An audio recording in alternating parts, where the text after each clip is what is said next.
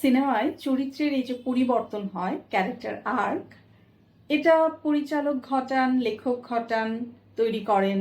কারণ গল্পটা তারা বলতে চান, কাহিনীটা তারা বলতে চান ওইভাবে, যে চরিত্রটা কিভাবে বদলালো।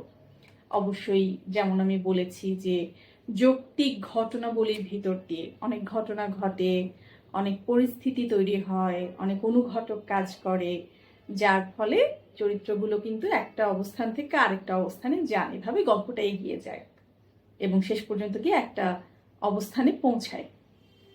তো চরিত্রগুলো বদলায়, একটা কারণে বদলায়, ঠিক আছে। এইবার এই যে একটা করে বদল হয়, একটা করে বাঁক পরিবর্তন হয়, তার ফলে চরিত্রের ভেতর থেকেও কিন্তু একটা প্রতিক্রিয়া আসে। মানে এটা কখনো হবে না যে আপনাকে আমি কেটে ছেটে ফেলবো, এক ধরনের পরিবর্তনের চেষ্টা করব বা পরিবর্তনটা ঘটবে, কিন্তু আপনার দিক থেকে কোনো প্রতিক্রিয়া হবে না, তা কিন্তু সম্ভব না।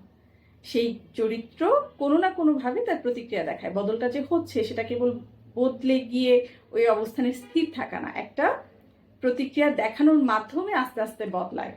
একটা কারুকাজের মতো এটা। মানে আপনি একটা ধাক্কা দিচ্ছেন, চরিত্র বদলাচ্ছে, বদলানোর আগে একটা প্রতিক্রিয়া দেখাচ্ছে এবং বদলাচ্ছে, দুটো ঘটনা একই সাথে ঘটছে একটা মিথস্ক্রিয়ার মতো। দেখেন আবহমান সিনেমায় শিখা সরকার, তিনি যখন বদলাচ্ছেন তিনি কিন্তু প্রতিক্রিয়া দেখাচ্ছেন।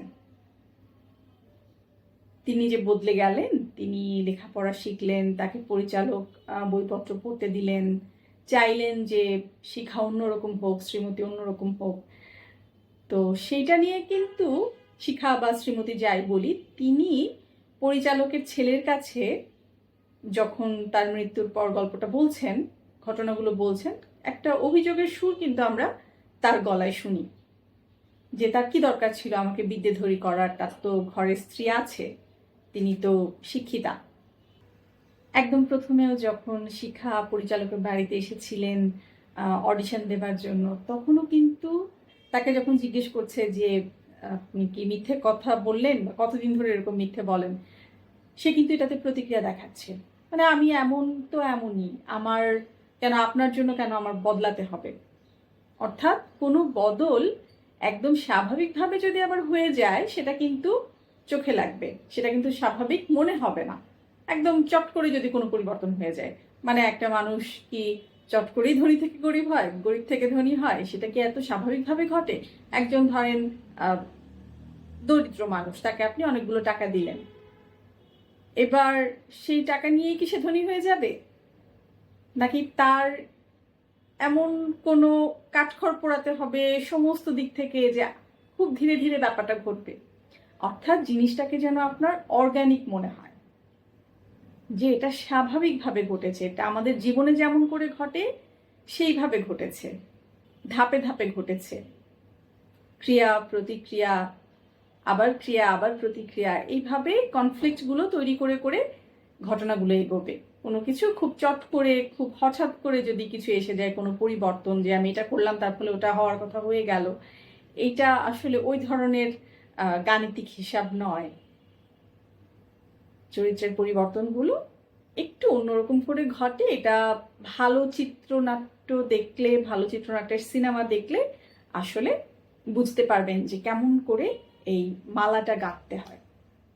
তবে আমি একটা কথা বলি কি জানেন, যে সিনেমা বানানোর জন্য, ভালো চিত্রনাট্য লেখার জন্য যেমন আপনাকে সিনেমা দেখতে হবে, ভালো চিত্রনাট্য পড়তে হবে, সিনেমা দেখে চিত্রনাট্য বোঝার চেষ্টা করতে হবে, একই সাথে আপনাকে যেটা দেখতে হবে সেটা হচ্ছে মানুষের জীবন। মানুষ কি করে, খুব দূরে যাওয়ার দরকার নাই, আপনার আশেপাশের মানুষ আসলে কি করে, কিভাবে পরিবর্তিত হয়, কোনো ঘটনায় কিভাবে পরিবর্তিত হয়, আপনি কিভাবে পরিবর্তিত হন, আপনি গত 10 বছরে আসলে কি কি করেছেন, কোন ঘটনায় কিভাবে আপনার জীবনে প্রতিক্রিয়া তৈরি হয়েছে, পরিবর্তন এসেছে, এইগুলা যখন আপনি দেখবেন, গভীরভাবে তাকিয়ে বোঝার চেষ্টা করবেন, তখন আপনি বুঝতে পারবেন যে কি করলে আসলে একটা চরিত্র কোনো আচরণ করবে এবং সেটাকে মনে হবে যে এটা খুব অর্গানিক, এটাই ঘটে আসলে আমাদের ভেতর, মানুষের ভেতর এটাই ঘটে, কোনো যান্ত্রিক ব্যাপার নয়, এটা কোনো কিছু আরোপিত এখানে নাই।